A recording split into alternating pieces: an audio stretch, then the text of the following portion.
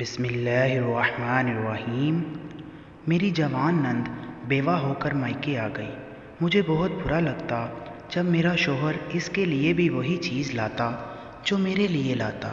ایک رات تنگ آ کر میں نے نند کو بے ہوشی کی دوا کھلا دی اور تھوڑی دیر بعد ہی اسے اٹھا کر طوائفوں کے کوٹھے پر مہنگے داموں راتوں رات فروخت کر آئی اور سوچا گھر جا کر واویلا مچا دوں گی کہ نند گھر سے بھاگ گئی ہے، مگر جوں ہی گھر کے اندر قدم رکھا تو جان نکل گئی۔ میں فوراً اپنی بیٹی کے کمرے میں بھاگ گئی کیونکہ میری نند تو چارپائی پر بیٹھی تھی۔ حیدر میرا ہمسفر بنا تو مجھے کہنے لگا کہ اب میری زندگی پٹری پر آ جائے گی۔ ابھی میرا سسرال بہت لمبا چوڑا نہیں تھا، اس لیے میں خود کو جنت کے گوشے میں محسوس کرتی تھی۔ شادی کو چند دن ہی ہوئے تھے کہ میری نند اقرا نے مجھے میٹھی سی نیند سے بیدار کر کے حقیقت کی کڑی دھوپ میں لا کھڑا کیا تھا۔ وہ تھی تو مجھ سے چھوٹی، مگر خود کو چھوٹا ماننے کے لیے تیار نہیں تھی۔ خیر، اس رویے کی ایک بڑی وجہ میری ساس اور میرے شوہر کی بے وجہ لاڈ تھا۔ شادی کے تیسرے ہی دن اقرا میرے پاس آئی اور کڑے تیوروں سے بولی، بھابھی آپ کو نظر نہیں آ رہا کیا؟ امی کچن میں کام کر رہی ہیں۔ میں نے تو سن رکھا تھا کہ خاندانی لڑکیاں شادی کے بعد اپنی ساس کو کچن میں بھی نہیں جانے دیتی۔ اب گھر کی ذمہ داریاں آپ خود ہی سنبھال لیں۔ مجھے اقرا کا لب و لہجہ پسند نہیں آیا۔ یہ کوئی طریقہ تھا بات کرنے کا؟ خیر، میں نے اس کی بات سنی انسنی کر دی۔ رات میں میرے شوہر نے بھی مجھے وہی بات کی جو اقرا نے کی تھی۔ کہنے لگے، امبرین، صبح سے تم کچن سنبھال لینا، سب کا ناشتہ بھی تم بناؤ گی۔ میں چپ کر گئی۔ وہ بولے، کوئی پریشانی ہے کیا؟ میں اداس ہو کر بولی، دراصل میری یہ خواہش تھی کہ میں ہنی مون سے واپس آ کر ہی گھر کا کام سنبھالوں۔ حیدر سوچ میں پڑ گئے، پھر مسکرا کر بولے، ارے ہنی مون کا تو میں بھولے بیٹھا تھا۔ خیر تم فکر نہ کرو، میں کچھ انتظام کرتا ہوں، اور ہاں، صبح کا ناشتہ مت بنانا۔ میں مسکرا دی۔ حیدر کی یہ سپورٹ مجھے بہت اچھی لگی تھی۔ صبح میں لیٹ اٹھنے کی عادی تھی، سسرال میں بھی میں دیر تک سوتی رہتی تھی، مگر آج صبح جوں ہی حیدر کمرے سے نکلے مجھے ایسا لگا جیسے کوئی میرے کمرے میں داخل ہوا ہے، مگر میں نیند کی بہت پکی تھی، اس لیے بے فکری سے لیٹی رہی۔ ابھی تھوڑی ہی دیر گزری تھی کہ مجھ پر کوئی ٹھنڈی ٹھنڈی چیز آ کر گری۔ میں چیخ مار کر اٹھ بیٹھی۔ سامنے کا منظر بہت ہی عجیب تھا۔ میری نند اقرا نے ہاتھ میں پانی کا جگ پکڑا ہوا تھا اور وہ تھوڑی ہی دیر پہلے مجھ پر وہ سارا جگ انڈیل چکی تھی۔ میری ساس اور میرا شوہر بھی کمرے میں داخل ہو چکے تھے۔ میری نند تالیاں پیٹ پیٹ کر ہنسنے لگی۔ وہ بولی، بھائی دیکھو تو، میں نے بھابھی کو ڈرا دیا، جبکہ میں ابھی تک ہکی بکی بیٹھی تھی۔ اقرا بولی، کیسا لگا میرا مذاق؟ میں جانتی تھی اس نے یہ مذاق نہیں کیا تھا، اس نے مجھ سے نہ جانے کس چیز کا بدلہ لیا تھا۔ میں نے شکوہ گناہ نگاہوں سے اپنے شوہر کی طرف دیکھا تو وہ غصے سے بولے، یہ کیا حرکت کی ہے اقرا؟ معافی مانگو بھابھی سے۔ وہ ایک دم نخرے سے بولی، میں نہیں مانگتی معافی، یہ میرا اور میری بھابھی کا مذاق ہے۔ میں ایک دم سے اٹھ کر کھڑی ہو گئی اور آگے بڑھ کر اقرا کے منہ پر تھپڑ مار کر بولی، اس حرکت کا جواب یہ تھپڑ بنتا ہے، مجھے اس کی خالی خولی معافی نہیں چاہیے۔ جیسے ہی میں نے تھپڑ مارا، اقرا دھاڑے مار مار کر رونے لگی تھی اور بین کرتی جاتی کہ ہائے، لوگ سچ ہی کہتے تھے، جس دن سے بھابھیاں گھر آتی ہیں سکون رخصت ہو جاتا ہے۔ میری ساس بھی مگرمچھ کے آنسو بہانے لگی تھی۔ وہ بولی، حیدر، اپنی بیوی کو آج اس کے کیے کی سزا دو۔ میں تب چڑھ کر بولی، جس طرح اقرا ایک ہی بہن ہے اور آپ سب کی لاڈلی ہے، بالکل اسی طرح میں بھی اپنے 3 بھائیوں کی اکلوتی بہن ہوں اور سب کی لاڈلی بھی ہوں۔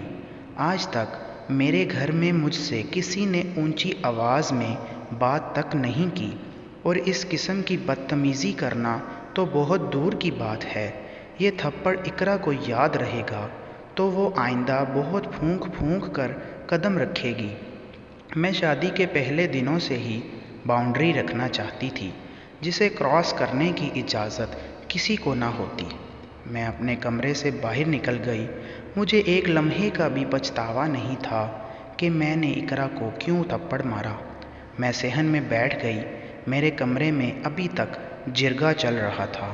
میری ساس اور نند میرے شوہر کو میرے خلاف بھڑکا رہی تھیں۔ میں جانتی تھی کہ آخر میں جیت ان کی ہوگی، کیونکہ میں تو چند دن پہلے ہی اس گھر میں آئی ہوں، اور وہی ہوا جس کا مجھے پہلے سے ہی اندازہ تھا۔ میرا شوہر میرے پاس آیا اور بولا، امبرین، تھپڑ تو تم نے مار ہی لیا ہے، بدلہ تو تم نے لے ہی لیا ہے، اب یوں کرو، اقرا سے معذرت کر کے اس قصے پر مٹی ڈال دو۔ میں ہٹ دھرمی سے بولی، حیدر، دنیا ادھر سے ادھر ہو جائے، میں اس سے معافی نہیں مانگوں گی۔ مجھے نہیں معلوم تھا کہ میری ساس اور نند کس حد تک گر جائیں گی۔ انہوں نے گھر میں ہی عدالت لگا لی تھی۔ گھر میں بس یہی شور تھا، یا تو امبرین اقرا سے معافی مانگے یا پھر اپنے گھر واپس چلی جائے۔ میں جانتی تھی کہ میری ساس مجھے ڈرانے کے لیے ہوا میں تیر چلا رہی ہے، کیونکہ حیدر مجھے ہرگز گھر سے نہیں نکالتے۔ ابھی تو میں نئی نویلی دلہن تھی، ابھی تو میرے ہاتھوں کی مہندی بھی نہ اتری تھی۔ میری ساس اور میری نند مقابلے پر اتر آئی تھیں۔ میں نے بھی ابھی دل ہی دل میں سوچ لیا کہ وہ یہ صرف مجھے دبانے کے لیے کر رہے ہیں۔ اگر میں دب گئی، ساری زندگی ان عورتوں کے سامنے جھک کر رہنا پڑے گا، اس لیے میں بھی اپنی ضد پر اڑ گئی۔ صبح سے شام ہو چکی تھی۔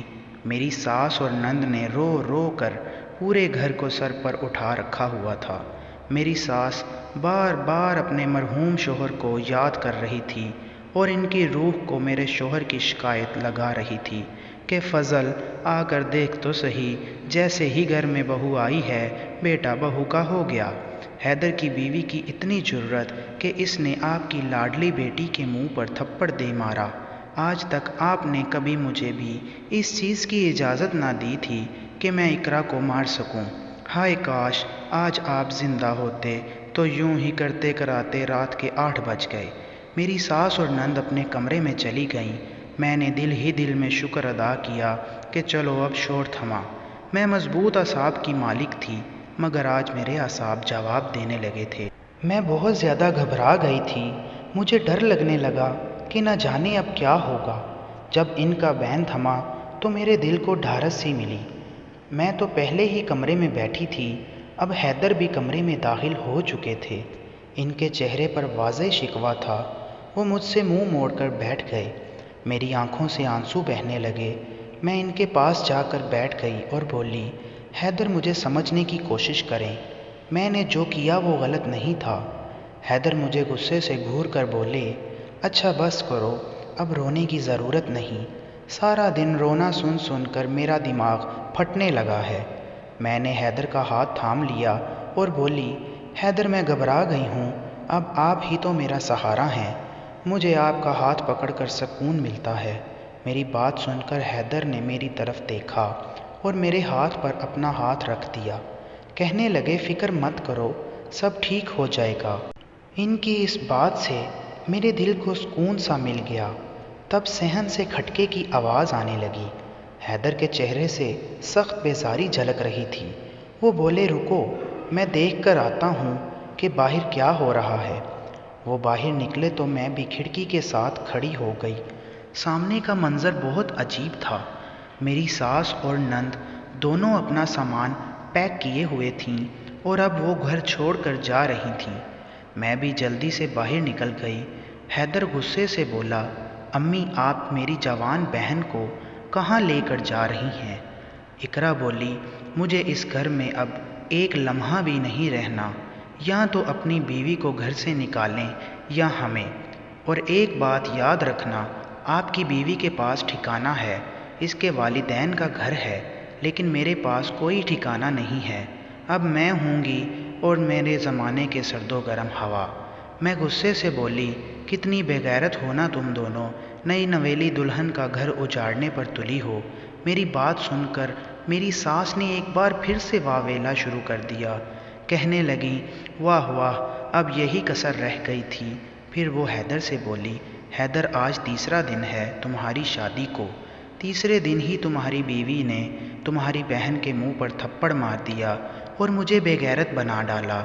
تب حیدر غصے سے میری جانب بڑھے اور بولے، امبرین، کمال کی لڑکی ہونا، تمہاری زبان ٹھہرتی ہے اور نہ ہی تمہارے ہاتھوں کو سکون ہے۔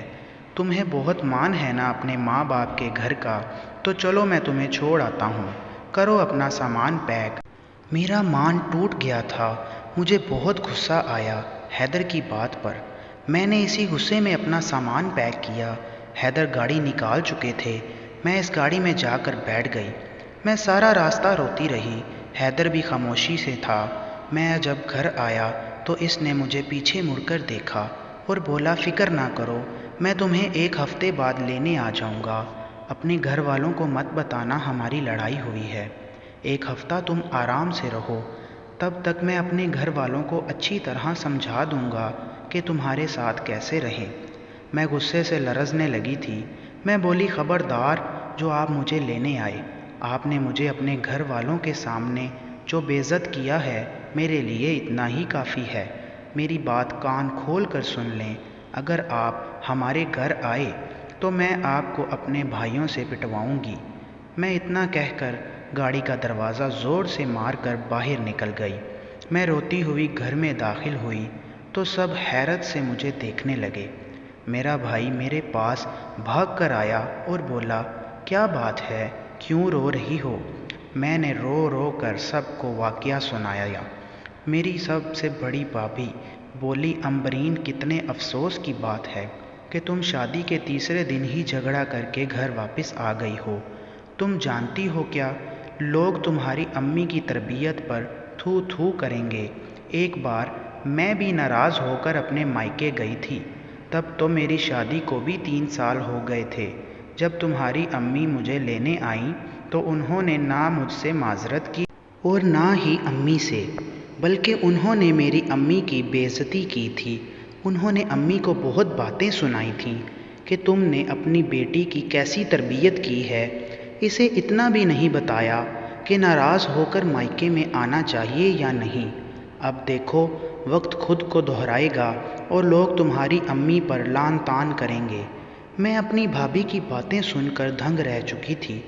یہ میری بھابھی جو کل تک میرے صدقے واری جاتی تھی، پل میں اتنی تلخ کیسے ہو گئی؟ میرے بڑے بھائی بولے، تمہاری نند ابھی بچی ہے، کیا ہوا اگر اس نے تم سے شرارت کر ہی لی؟ تم نے تو اس کو تھپڑ دے مارا۔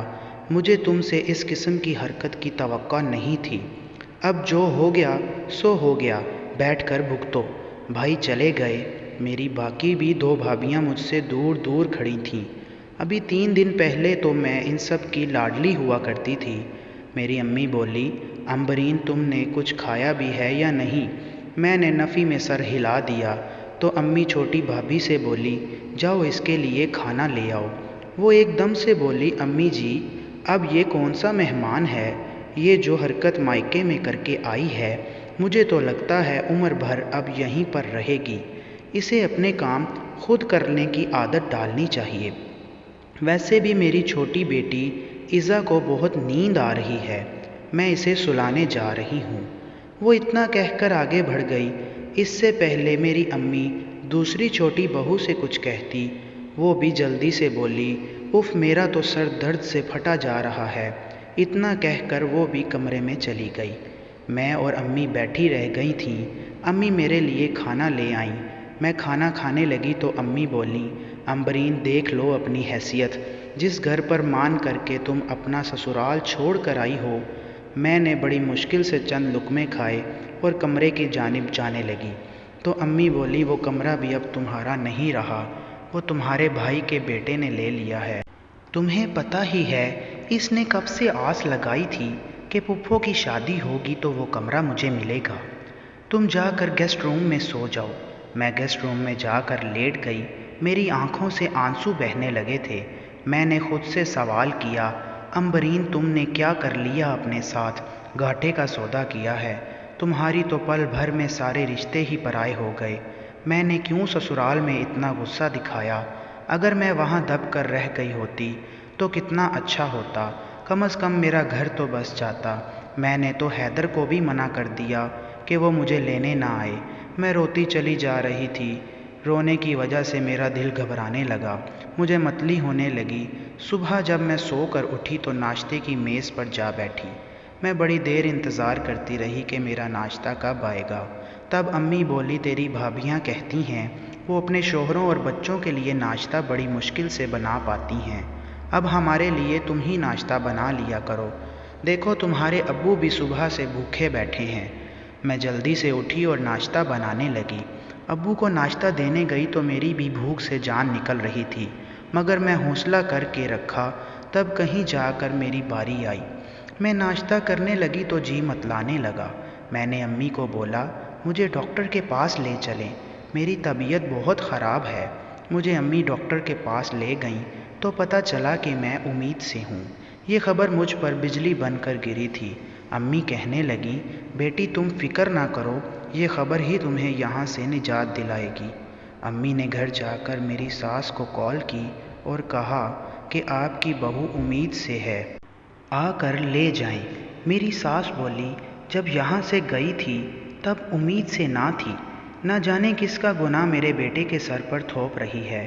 امی نے جب مجھے یہ بات بتائی تو میرا رو رو کر برا حال ہو گیا۔ پھر میں تھی اور زمانے کی ستم ظریفی۔ میں شروع سے ہی بہت ناز و نام میں پلی تھی، میرا پہلا بچہ تھا، اس لیے طبیعت وقت میں نڈھال رہنے لگی، مگر پھر بھی مجھ سے سارے گھر کے کام کروایا جاتا۔ میری امی ابو بے بس تھے کیونکہ گھر کا خرچہ میرے بھائی چلاتے تھے۔ یہاں تک کہ جس دن میری ڈیلیوری تھی میں اپنے بھابھیوں کے بچوں کے کپڑے دھو رہی تھی۔ طبیعت خراب ہوئی تو امی مجھے ہسپتال لے گئیں، جہاں میں نے پھول سی بیٹی کو جنم دیا۔ میں اپنی بیٹی کو دیکھ کر رو رہی تھی کہ اچانک میرے کمرے کا دروازہ کھلا اور حیدر کمرے میں داخل ہوا۔ وہ مجھے دیکھ کر بولا، امبرین اتنا بھی کیا غصہ تھا تمہیں کہ مجھ نے یہ بھی نہ بتایا کہ باپ بننے والا ہوں میں۔ میں پھوٹ پھوٹ کر رونے لگی اور بولی، آپ کی والدہ کو فون کر کے بتایا تھا، مگر انہوں نے امی سے کہہ دیا کہ کسی اور کے گناہ کو میرے بیٹے پر مت تھوپو۔ حیدر ایک دم سے چپ ہو گیا۔ وہ بولا، میری امی کا پرسوں انتقال ہوا ہے، میں تو یہاں ڈیوز کلیئر کرنے آیا تھا، تمہاری امی کو ہسپتال کے بینچ پر بیٹھے دیکھا تو پتہ چلا کہ میں باپ بن گیا ہوں، ورنہ مجھے آج بھی پتہ نہ چلتا۔ حیدر کو میں دیکھ کر روتی جا رہی تھی۔ میں 3 دن ہسپتال میں رہی۔ حیدر نے میرا بہت خیال رکھا، وہ اپنی بیٹی کا ماتھا بار بار چوم رہا تھا۔ پھر وہ ہسپتال سے ڈسچارج کروا کر مجھے اپنے ساتھ گھر لے گیا۔ وہاں اب نہ تو میری نند تھی اور نہ ہی ساس تھی، نند کی شادی ہو چکی تھی، گھر میں کام کرنے کے لیے ملازمہ تھی۔ میرا گھر، میری جنت مجھے واپس مل گیا تھا۔ حیدر میرا بہت خیال رکھتا تھا۔ ایک دن میں نے ان سے گلہ کیا کہ اگر آپ نے غصے میں کہہ دیا تھا کہ مجھے لینے مت آنا تو آپ نے میری بات پر عمل کیوں کیا؟ حیدر بولے، میری امی جب بھی فون کر کے تمہاری امی سے آنے کی اجازت مانگتی تھی وہ انہیں ڈرا دھمکا دیتی تھی کہ تمہارے بھائی میرے خون کے پیاسے ہیں۔ میں نے کانوں کو ہاتھ لگایا۔ میں بولی، آپ کی امی جھوٹ کہتی تھی۔ اب میں اور حیدر خوش تھے۔ یوں ہی 12 سال کا عرصہ بیت گیا۔ میری بیٹی ثانیہ قد کاٹ میں اپنے بابا پر گئی تھی، وہ اپنی عمر سے بہت بڑی لگتی تھی، جبکہ میرے 2 جڑواں بیٹے وہ بھی باپ پر گئے تھے۔ میرا گھر جنت بن چکا تھا، مگر اس جنت کو نہ جانے کس کی نظر کھا گئی۔ ایک دن میری نند اقرا بیوہ ہو کر ہمارے گھر واپس آ گئی۔ اس کے آنے سے مجھے پرانے لمحے یاد آ گئے، وہ سارے دکھ، وہ ساری اذیتیں جو مجھے اس کی وجہ سے پہنچی تھیں۔ میں نے اس کا خیر مقدم نہ کیا، جبکہ میرے بچے تو پھپھو کے آ جانے سے بہت خوش تھے۔ حیدر بھی اپنی بہن کا بہت خیال رکھتا، مجھے بھی وہ بار بار تاکید کرتا کہ میں اقرا کا بہت خیال رکھوں۔ اب ہمارے گھر میں بس اقرا اقرا ہوتی رہتی تھی۔ ساری خوشیاں پس منظر چلی گئی تھیں۔ میرا شوہر میرے لیے جو بھی چیز لاتا خوب بخوب ویسی ہی چیز اپنی بہن کے لیے بھی لاتا۔ یہاں تک کہ ہمارے کپڑے بھی ایک جیسے لاتا۔ میں وہ کپڑے اپنے لیے نہ سلواتی بلکہ اپنی بیٹی کے لیے سوٹ بنا دیا کرتی تھی۔ ایک دن اقرا کچن میں کام کر رہی تھی کہ اس کا ہاتھ جل گیا۔ جب حیدر نے اس کا ہاتھ جلا دیکھا تو زندگی میں پہلی بار میرے بچوں کے سامنے انہوں نے میرے منہ پر تھپڑ دے مارا۔ تب میں نے اقرا کے چہرے پر پھیلا ہوا سکون دیکھا۔ میں اپنے کمرے میں آ کر دیوار کو گھورتی رہ گئی۔ اس دن سے حیدر نے مجھ سے کلام بند کر رکھا تھا۔ ایک ہفتہ ہو گیا اقرا اس بات کو پکڑ کر اٹھتے بیٹھتے مجھ پر طنز کیا کرتی۔ میرے دل میں لاوا بنتا گیا۔ میں نے اس سے انتقام لینے کا سوچ لیا۔ ایک رات تنگ آ کر میں نے اپنی نند کو بے ہوشی کی دوا کھلا دی اور تھوڑی دیر بعد اسے اٹھا کر طوائفوں کے کوٹھے پر مہنگے داموں راتوں رات فروخت کر آئی۔ وہاں میں نے پہلے ہی بات کر رکھی تھی کیونکہ ہمارے محلے میں ایک طوائف بیاہ کر آئی تھی۔ اس نے اپنی پچھلی زندگی سے توبہ کر لی تھی۔ میں نے اس سے ہی اس کوٹھے کا پتہ کیا۔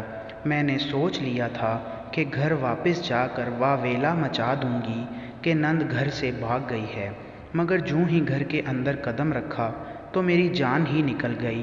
میں فوراً اپنی بیٹی کے کمرے میں بھاگی کیونکہ میری نند تو چارپائی پر بیٹھی ہوئی تھی اور میری بیٹی کا کمرہ خالی تھا۔ میں انہی قدموں واپس بھاگ گئی۔ میں اس جہاں آرا کے پاس گئی اور بولی میرے ساتھ کوٹھے پر چلو، بہت زیادہ غضب ہو گیا ہے۔ وہ بیچاری میرے ساتھ روانہ ہو گئی۔ ہم کوٹھے پر پہنچے تو یہ دیکھ کر میری سانس میں سانس آئی کہ میری بیٹی نائکا کے کمرے میں سو رہی تھی۔ نائکا مجھے عجیب سی نظروں سے دیکھنے لگی اور بولی تم نے یہ کیا غضب کیا، اتنی کم عمر لڑکی کو بیچ دیا۔ میں نے اس کے آگے ہاتھ جوڑ دیے اور بولی کہ اپنے پیسے واپس لے لو، میری بیٹی واپس کر دو۔ جوں ہی اپنی بیٹی کو واپس لے کر نکلی تو حیدر اور اقرا پر نگاہ پڑی۔ حیدر نے میرے ہاتھوں سے بیٹی کو لیا اور گاڑی میں لٹا دیا۔ مجھے لگا تھا کہ آج تو میری طلاق یقینی ہے۔ ہم گھر گئے تو حیدر نے بیٹی کو اس کے کمرے میں لٹا دیا اور مجھے اپنے کمرے میں بلایا۔ میں ڈرتی ڈرتی جب کمرے میں پہنچی تو حیدر کو روتے ہوئے پایا۔ اس نے میرے سامنے ہاتھ جوڑ دیے اور بولے میں نے تم سے ہمیشہ ظلم کیا اور اپنی ماں اور بہن کو تم پر فوقیت دی۔ آج جب تم گھر سے بھاگ گئی تو اقرا میرے پاس آئی اور بولی بھائی میرے ساتھ کوٹھے پر چلیں، بھابھی ثانیہ کو بیچ آئی ہے۔ اس نے بتایا بھائی آپ کی بیوی مجھے کوٹھے پر فروخت کرنے کا سوچے بیٹھی تھی، مگر میں نے وہ نیند کی گولی والی چائے خود نہیں پی بلکہ ثانیہ کو پلا دی اور اس کو اپنی جگہ پر سلا دیا تاکہ بھابھی اس کو کیے کی سزا مل سکے۔ میں بولا اقرا تم نے یہ کیا کیا، تم نے میری ہی بیٹی کو آگے کر دیا، اس بھائی کی بیٹی کو جو تم پر جان چھڑکتا ہے۔ خیر میں سمجھتا ہوں کہ تم نے جو کیا وہ اپنا انتقام لینے کے لیے کیا، مگر مجھے اس چیز کی توقع نہیں تھی۔ لیکن اب میری آنکھوں سے محبت کی پٹی اتر چکی ہے۔ اگلے ہی دن حیدر نے مجھ سے اقرا کا رشتہ ڈھونڈنے کو کہا۔ میں نے بہت تلاش کیا کہ کوئی اچھا رشتہ مل جائے تاکہ پھر سے میرے سر پر سوار ہونے کے لیے نہ آ جائے، مگر اس کے لیے کوئی مناسب رشتہ نہیں مل رہا تھا۔ خیر میں نے 3 بچوں کا باپ ہی ڈھونڈا جو قدر شریف اور اچھی پرسنالٹی کا مالک تھا۔ اقرا رخصت ہوئی تو ہمارے گھر میں پھر سے چین آ گیا۔ اقرا کیکر کا درخت تھی جس کے کانٹوں بھرے وجود نے ہمیشہ دوسروں کو اذیت ہی پہنچائی تھی۔ دوستو اگر آپ کو ہماری یہ ویڈیو بھی پسند آئی تو کائنڈلی ویڈیو کو لائک کریں، شیئر کریں اور ہمارے چینل توفیق وائس کو سبسکرائب کر کے بیل آئیکن لازمی دبائیں تاکہ ہماری آنے والی ہر نئی ویڈیو آپ تک بروقت پہنچتی رہے۔ تو ملتے ہیں کل ایک نئی ویڈیو کے ساتھ، تب تک کے لیے اللہ حافظ۔